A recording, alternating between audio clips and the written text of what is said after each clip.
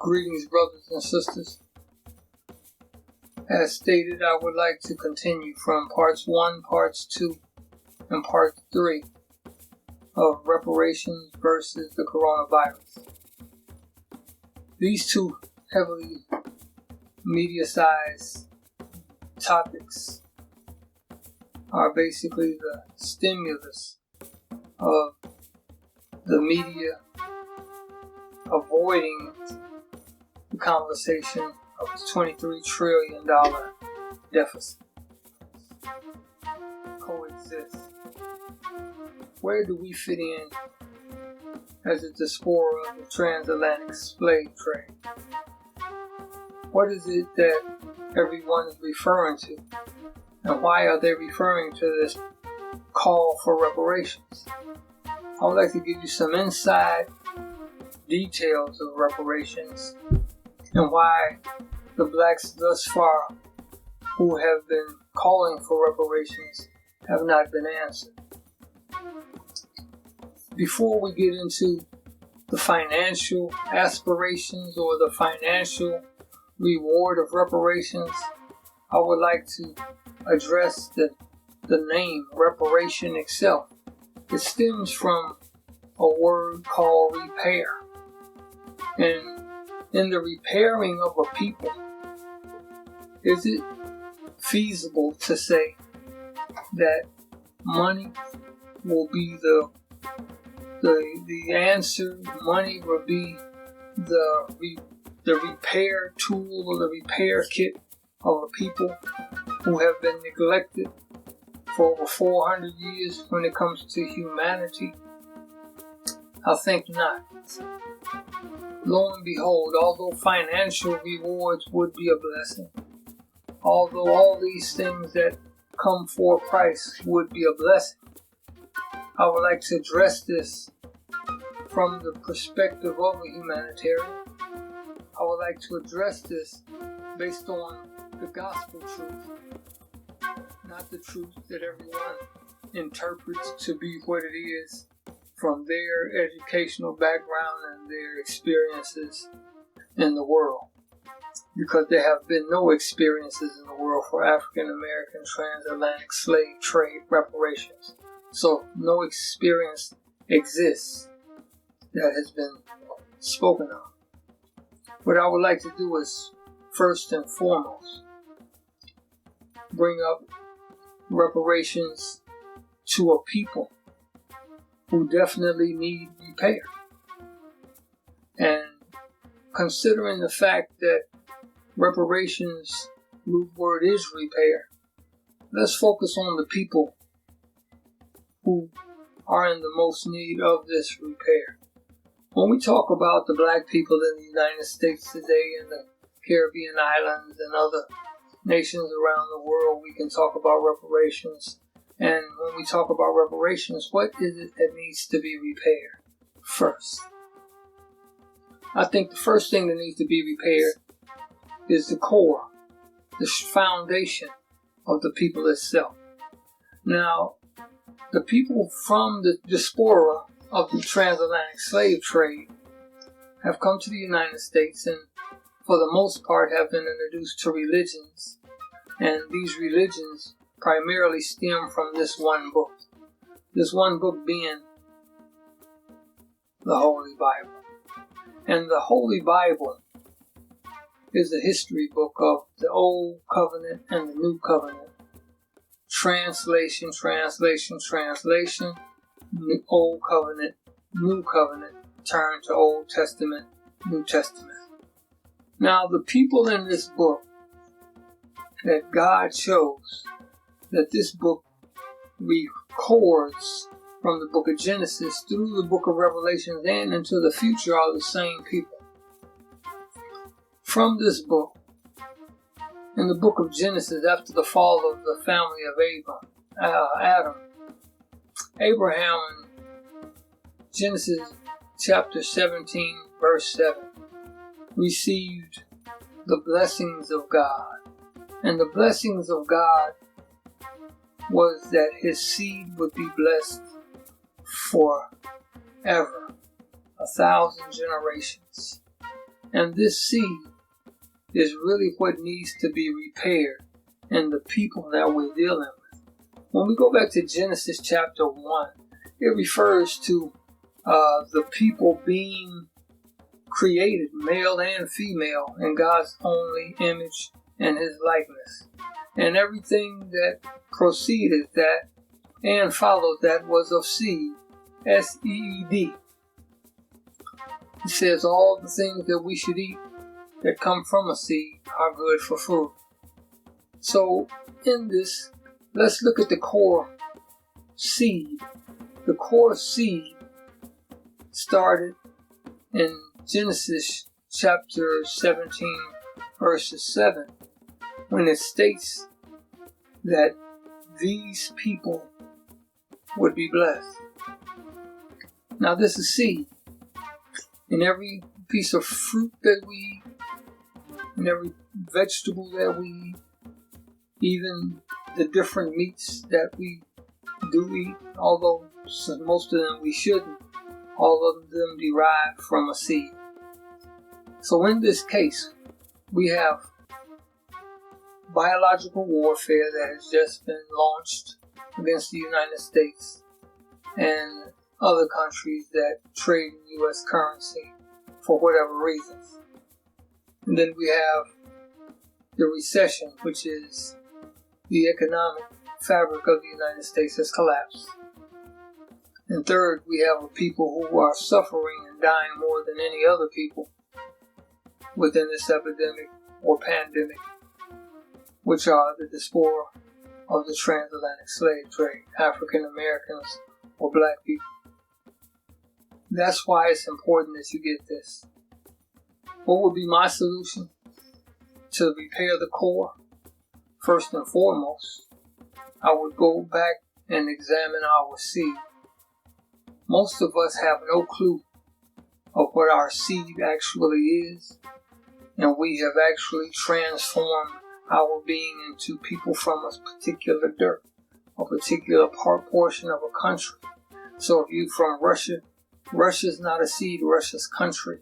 If you're from Africa, Africa's not a seed, Africa's a country, it's a dirt, it's a nation, it's a continent. China, these are parcels of land. Let's get back to the seed. I don't have an American seed or African seed, neither do you. Our seed originated long ago in the land of Israel and before, the land of Canaan and before. So when you get to the point of understanding the core of the seed, you have to accept the fact that this is the seed that you are living with, or it's not the seed. You have to make that choice. And the scriptures is very clear. The family at this time are Hebrew. Hebrew means those who cross the water. How do we get here? Across the water. Israelite was the surname, the last name of Jacob, because Jacob had 12 sons and they all have the same last name as Israel. So for our generation, Israel was our family name. Being that we recognize and accept and understand our core seed, who we are, then we should understand and recognize that all seed that God created in Genesis chapter 1 was good. Therefore, I would like to focus on the seed.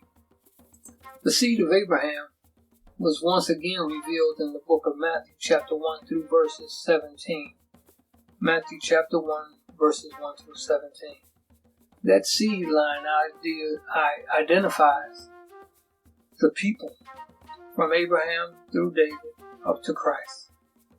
In that, let's focus and understand where we are today, where we have been up until this point, and what we should do from this point forward. I honestly believe that without a clear understanding of who we are, it would never have any type of repairs that would be beneficial to us as a people, opposed to those who may have a group or cult or religion or some other purpose for seeking funds for the masses of the people.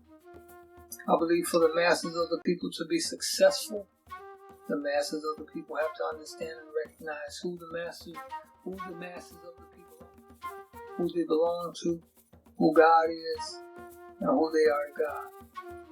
And for us to return to God in spirit and in truth, we must worship Him in spirit and in truth.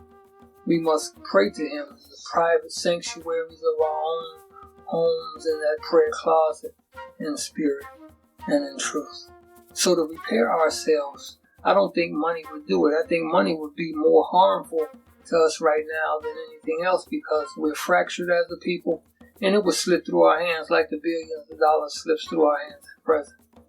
We don't have anything. We don't own our own anything. And in some cities where there were once black banks, there are no more black banks. This is by design. We are fragile people, we're displaced people, but we're fractured at the core. We have to come back together as a people, as a unit, as a family, as a tribe, and understand that our God is love. And in that, we need to operate under one system, and that's the humanitarian system, humanity. Money will come and money will go. But if you understand God didn't make it rain in the book of Genesis chapter 2 because there was no man to manage or till the grounds, why would you think that God will bless you when you're not prepared to manage what He can prepare, what He can bless you with? So if God was to bless you, would you be prepared to manage what it is that He puts before you? Will it be beneficial to you? Would it be beneficial to your religion only? Would it be beneficial to your political group only? Or would it be beneficial to all the children of God? That's the problem. Everybody has their own way of doing things, and God stated it's going to be done His way at the end, either way it goes. There's two things I would like to mention before I close. One, the coronavirus was allowed to be spread by God. He could have stopped it at any time. He could have disallowed them to even create a virus as such, but it was allowed to spread. Now this virus has claimed a lot of lives up until this point, and I'm sure will claim more lives in days, weeks, and months to come, years to come. But at the present time, it's doing something fantastic in our community. We become socially conscious of who we are. We become socially conscious of who the next person is. We become more family orientated. We become more unified spiritually because most of us are now experiencing something for the very first time in life after decades of living on this earth. But the ugly part of that is now we're starting to live in fear. But if it takes fear to bring us back together, it'll take love to keep us together. The second thing, we now start to identify with trying to get back in contact with this God that we've been searching for since slavery was abolished and before. Through these religions, we have come to find that a president who everybody talks about in a demonic and satanic way can make a tweet and shut down all the churches in America. Does he have that kind of power? Or is it that the churches that you preside in and worship in don't have that kind of power? The God in this book says something very, very clean and clear. In St. John chapter 17, it says that the people that He created as His chosen, in the book of Matthew chapter 1 through 17, all the way through myself and my children, are in this world but are not of this world. St. John 17:7. If we are in this world, but we're not of this world, what difference does it make? Who's the president? What difference does it make what his policies are? What difference does it make what his shutdowns and lockdowns and prison systems and all the other things that he subscribes to have to do with us? If we were living according to the way that we were supposed to be living from its original course, those things wouldn't affect us. Even though they are there. Even though they are a part of our past, present, and future, they wouldn't affect us. What will affect us is what God allows to happen to us under His authority, under His time, and in His way. I would like to conclude.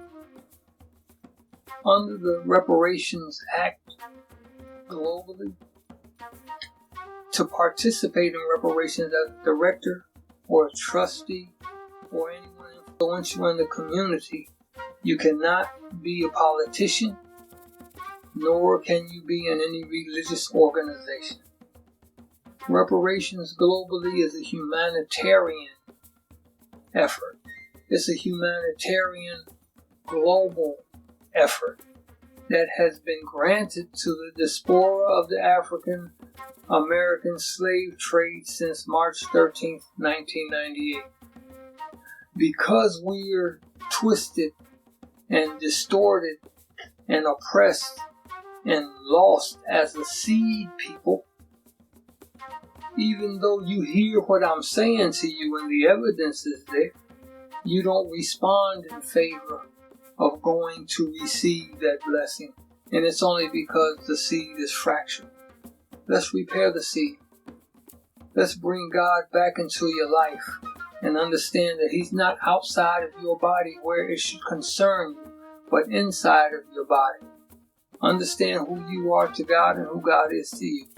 Understand who the world is to you and who you are in the world but not being of it.